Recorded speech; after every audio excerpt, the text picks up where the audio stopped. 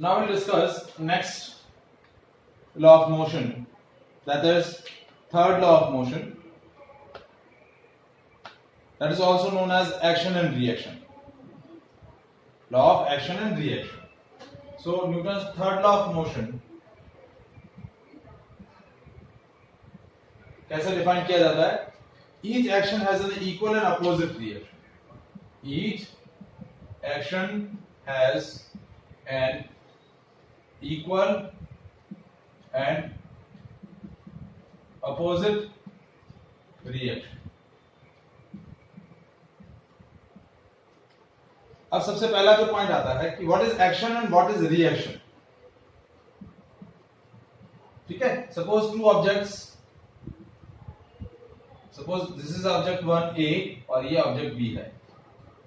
So action is what? When A is exerting a force on B, force exerted by object A on object B, तो ये हो गया action. ये क्या बोला जाएगा? Action. And reaction is what? Force exerted by object B on object A. Force exerted by object B on object A. तो B जो है वो A पर जो फोर्स लगाएगा वो क्या हो जाएगा? रिएक्शन. A B पर जो फोर्स लगा रहा है वो एक्शन, और B जो A पर फोर्स लगा रहा है वो reaction. So each action has an equal and opposite reaction. Action and reaction pair of forces are always acting on a different object. Second जो पॉइंट है वो क्या है? Action and reaction pair of forces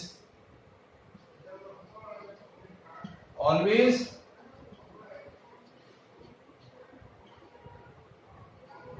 acts on different object.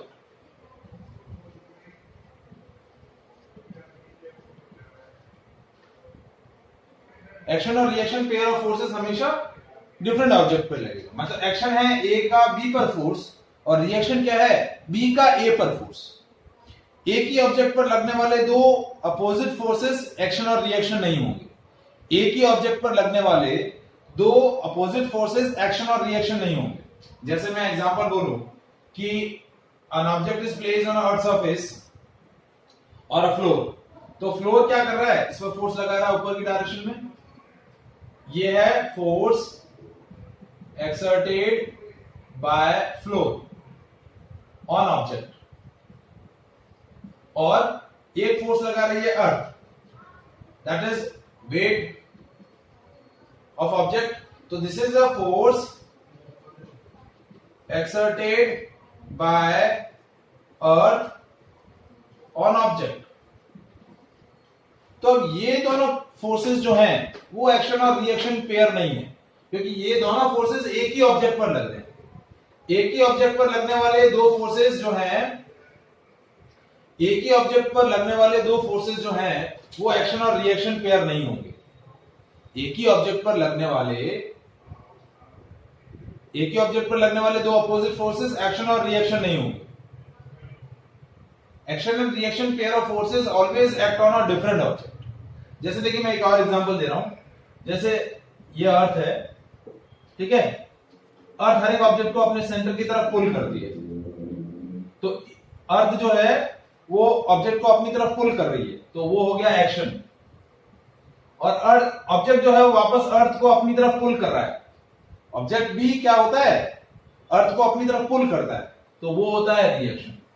अब आप बोलेंगे कि sir ये कैसे पॉसिबल है कि भाई हम अर्थ को अपनी सेंटर की तरफ पुल करते हैं? हम भी देखिए, जिस फोर्स से अर्थ हमें हमारे सेंटर की तरफ, अर्थ जो है ऑब्जेक्ट को अपने सेंटर की तरफ पुल करती है, वैसे ही हम भी अर्थ को अपने सेंटर की तरफ पुल करते हैं.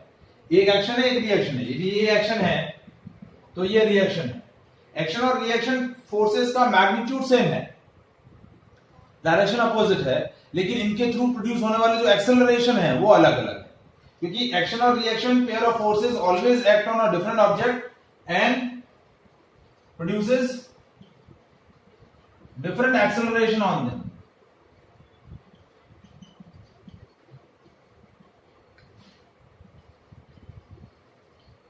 दे produces different acceleration in them, वो उनके अंदर डिफरेंट एक्सेलरेशंस प्रोड्यूस करेंगे। जैसे देखिए इस ऑब्जेक्ट ए का मास स्मॉल m है और अर्थ का मास कैपिटल M है, तो एक्शन की वजह से, अर्थ के एक्शन की वजह से इसके अंदर एक्सेलरेशन क्या हुआ, a1 that is f by m। Object के अंदर प्रोड्यूस एक्सेलरेशन क्या हुआ, f by m, acceleration in object. लेकिन हम भी अर्थ को अपने सेंटर की तरफ पुल कर रहे हैं, तो उसकी वजह से अर्थ में प्रोड्यूस एक्सेलरेशन क्या होगा, f by capital M।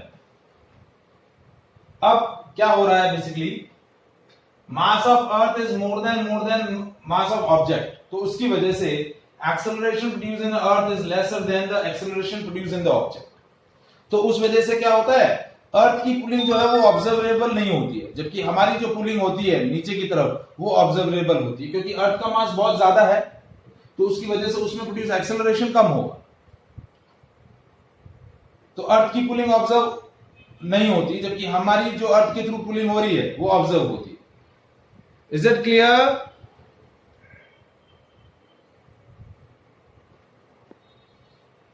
So these are the 3 important वाला थोड़ा पता नहीं चला। देखिए 3 इंपॉर्टेंट पॉइंट है, एक सेकंड मैं 2 मिनट में वापस पानी पी के आपको वापस बताता हूं ना। देखिए 3 इंपॉर्टेंट पॉइंट्स हैं Newton's third law of motion के अंदर। पहला, each action has an equal and opposite reaction. Action और रिएक्शन दोनों इक्वल इन मैग्नीट्यूड होंगे और अपोजिट इन डायरेक्शन रहेंगे। एक्शन और रिएक्शन, दूसरा जो इंपॉर्टेंट पॉइंट है वो क्या है, एक्शन और reaction pair of forces always act on a different object. एक बी पर लगाएगा, ए बी पर लगाएगा तो वो एक्शन बोला जाएगा, और बी जो ए पर लगाएगा वो रिएक्शन बोला जाएगा। बी जो ए पर लगाएगा वो क्या बोला जाएगा, रिएक्शन बोला जाएगा।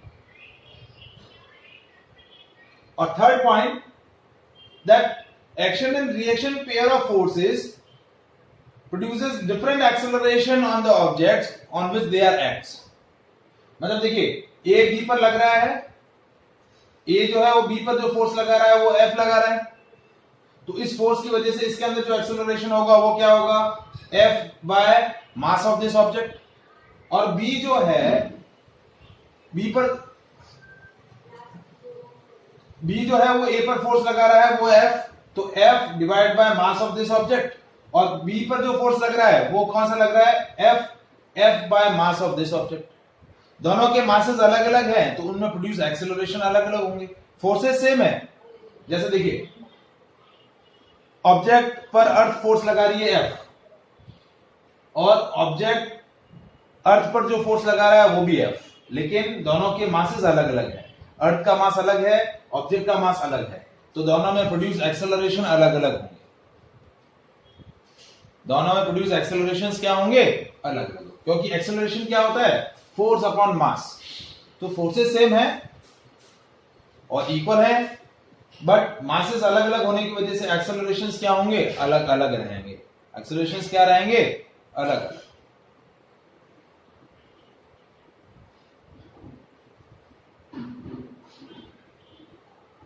Is it clear? Yes sir. Any doubt? No sir. So this is what Newton's third law of motion. Each action has an equal and opposite reaction.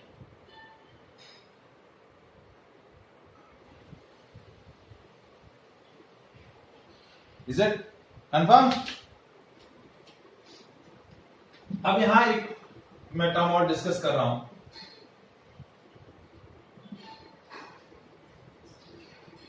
वो है इंपल्स। इंपल्स को रिप्रेजेंट किया जाता है Z से। Impulse क्या होता है, when large magnitude force applied on object for small time interval।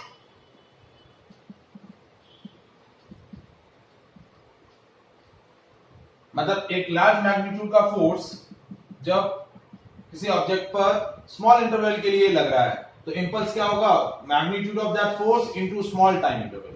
J is equal to F delta T, तो ये क्या बोला जाएगा, impulse. J is equal to F delta T. मैं इसका सिंपल सा एग्जांपल बताता हूं। जैसे बॉलर जब बॉल थ्रो कर रहा है बैट्समैन की तरफ और बैट्समैन बैट से उसको जब शॉट करता है तो बॉल और बैट के बीच का टाइम ऑफ कांटेक्ट बहुत ही स्मॉल होता है। And if the force applied by the batsman on the ball is high, large magnitude, तो क्या होगा, it will create a more impulse in the ball. Impulse बहुत ज्यादा क्रिएट होगा। ठीक है, अब इस इंपल्स का एक और रिलेशन हम डिराइव करते हैं from the Newton's second law of motion. Newton second law of motion में हमने क्या डिस्कस किया कि that rate of change of momentum is equal to applied unbalance force, applied unbalance external force. तो देखिए delta P is equal to F delta T, और F delta T क्या होता है, इंपल्स। तो impulse is equal to change in momentum. Impulse का दूसरा logic क्या होगा, impulse is equal to change in momentum. J is equals to delta P, that is final momentum minus initial momentum.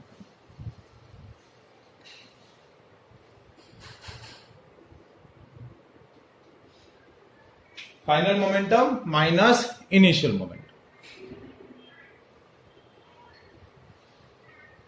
That is called impulse. जैसे आपने 9th standard में भी इससे related बहुत सारे एग्जांपल्स पढ़े हैं।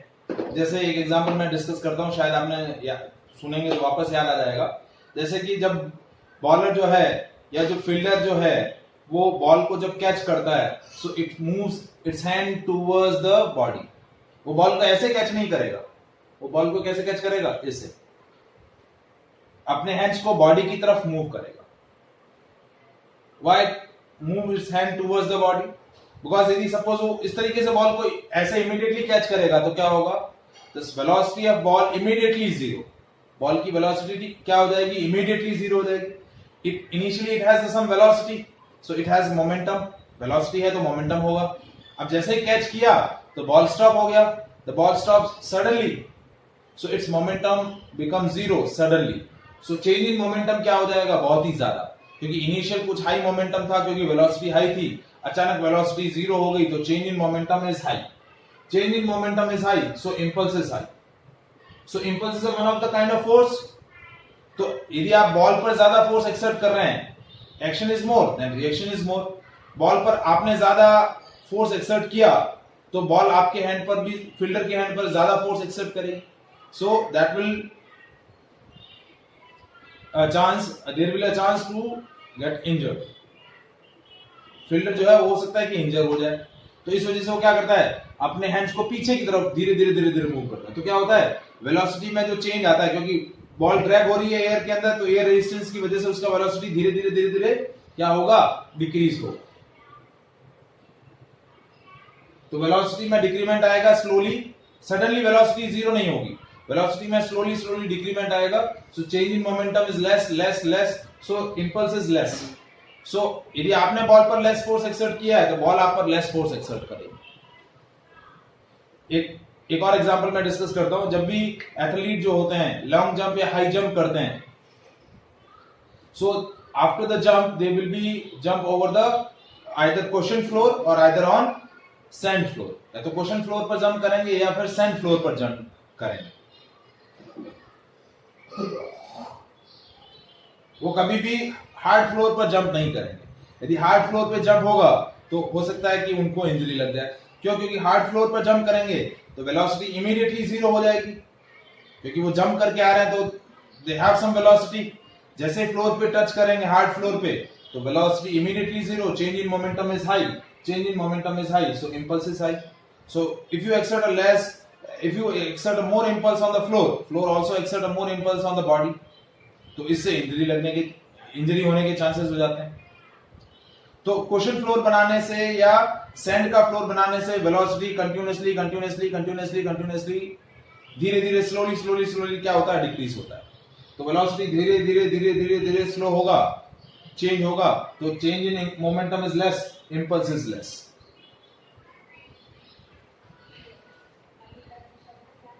Is it clear? आया समझ में इम्पल्स क्या होता है? Yes sir. Confirm? Anyone? Is there any doubt to anyone?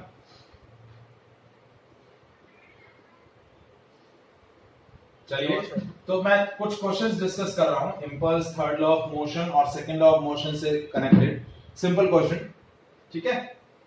ये एक बॉल है,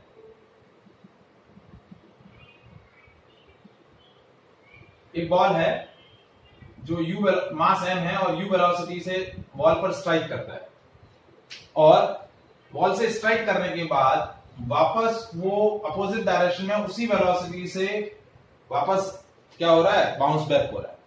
ये बिफोर कॉलिजन है, ये आफ्टर कॉलिजन है। सो calculate impulse exerted by wall on the ball. Ball ने कितना इंपल्स एक्सर्ट किया बॉल पे, ये आपको बताना है।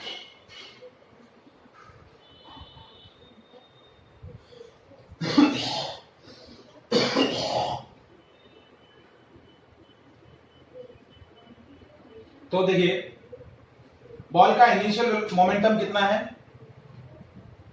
Initial momentum of ball P1 that is m into u, ठीक है? और फाइनल मोमेंटम कितना हुआ?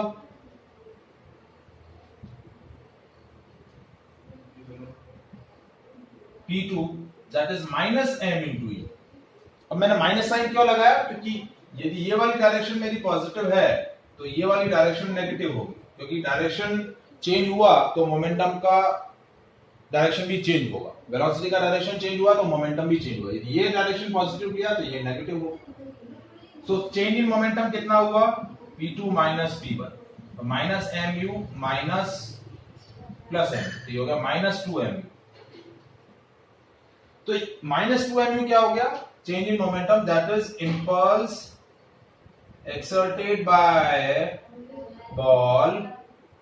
by ball on the wall। Ball ने बॉल पर कितना इंपल्स एक्सर्ट किया? Minus 2mu। The impulse exerted by ball on the wall. अब हमें कैलकुलेट क्या करना है? Impulse exerted by ball on the ball, वो कितना हो जाएगा? प्लस 2mu, क्योंकि ये एक्शन है, ये रिएक्शन हो जाएगा। एक्शन और reaction equal in magnitude, opposite in direction. तो ये माइनस 2mu है तो ये प्लस 2mu हो जाएगा। तो आंसर क्या आएगा? Impulse exerted by ball on the ball is 2mu।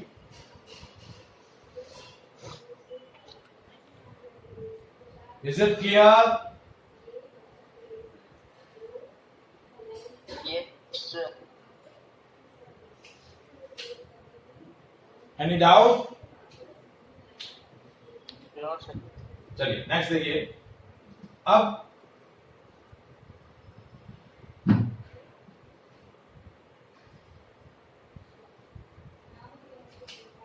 ठीक है, अब बॉल ऐसे आ रही है, वही बॉल वेलोसिटी u है और ये एंगल 30 डिग्री है, और इंपल्स होने के बाद बॉल ऐसे निकल रही है वापस।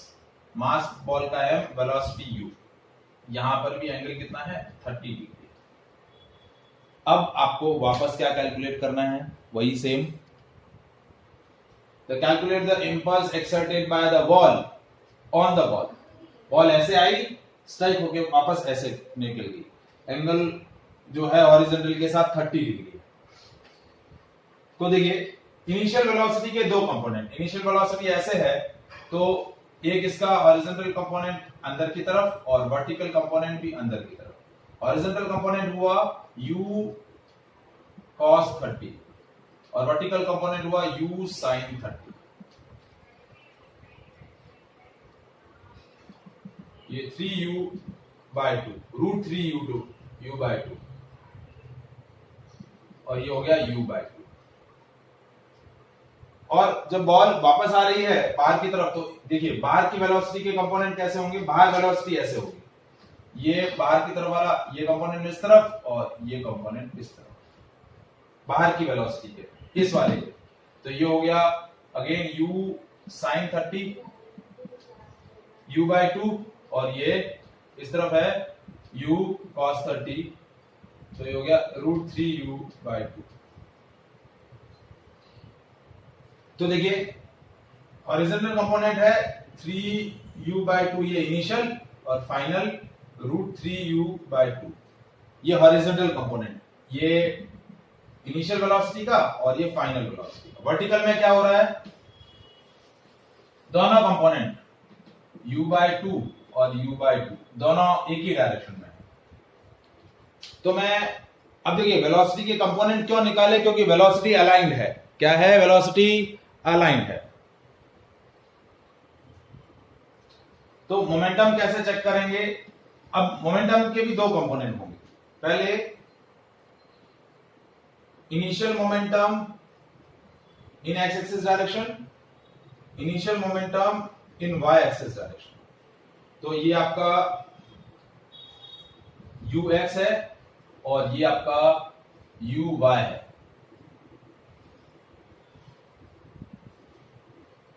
और ये आपका vx है फाइनल वेलोसिटी और ये है vy final velocity vertical direction. तो ये हो गया m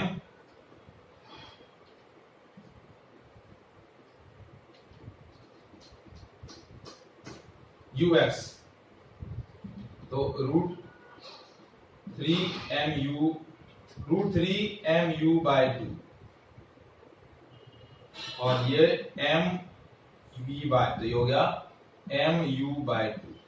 final momentum x axis direction में -3√3mu/2, माइनस क्यों लिया, क्योंकि ये वेलोसिटी इस डायरेक्शन में और ये इस डायरेक्शन में। और final momentum y axis direction में क्या हुआ, वो भी आगे इसमें mu/2, क्योंकि अभी भी वर्टिकल डाउनवर्ड है और पहले भी वर्टिकल डाउनवर्ड ही थी। तो अब change in momentum x axis direction में, डेल्टा p इन x axis direction, final minus initial, तो -√3mu/2 -√3mu/2, ये हो गया -√3mu, क्या हो गया -√3mu। और change in momentum y axis direction में mu/2 -mu/2, final minus initial, तो ये हो गया 0।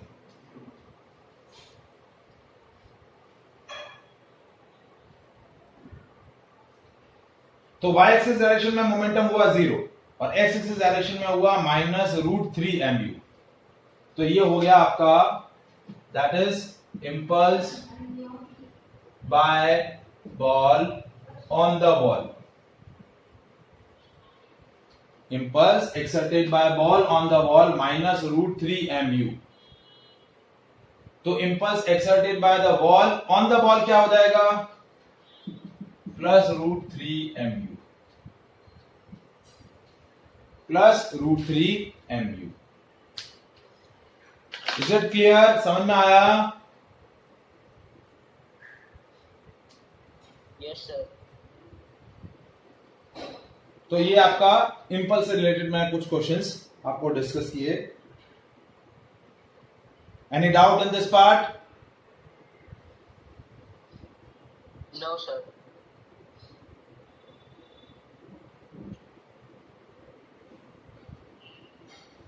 ठीक है, देखिए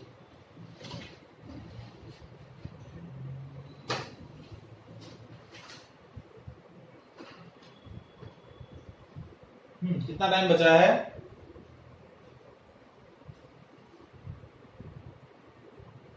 हाँ जी बेटा। सर 1-2 मिनट होंगे। चलो ठीक है, फिर नेक्स्ट क्लास में ही शुरू करेंगे नया टॉपिक। चलो ठीक है, फिर नेक्स्ट क्लास में ही शुरू करेंगे। Okay, bye.